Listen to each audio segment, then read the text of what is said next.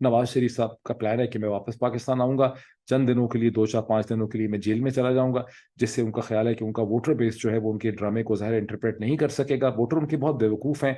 नवाज शरीफ साहब के साथ पाकिस्तान के बड़े ही इंटेलिजेंट लोग मिनिस्टर कैबिनेट वगैरह में रह चुके हैं, और बड़े शातिर और विकेट किस्म के लोग उनको सपोर्ट करते हैं जो उनकी पार्टी के अंदर है। लेकिन इसेंशियली तौर पे पीएमएलएन का वोटर जो है वो उसका आईक्यू है ही बहुत थोड़ा। अंदरूनी सिंध के वो वोटर्स जो आसिफ अली जरदारी और बिलावल के लिए वोट डालते हैं, ये डालेंगे, वो पाकिस्तान के सबसे जहनी तौर पे कमजोर तरीन, मेंटली रिग्रेस्ड किस्म के लोग हैं।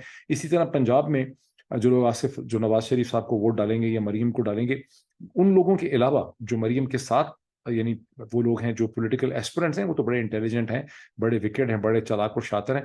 लेकिन जो लोग पीएमएलएन को वोट डालते हैं, ये बेचारे बहुत ही जहनी तौर पर कमजोर लोग हैं, इडियट्स हैं बिल्कुल। सिर्फ इडियट्स ही इन खानदानों को वोट डाल सकते हैं। Any one who is not an idiot इनको कभी भी वोट नहीं डाल सकता। तो ये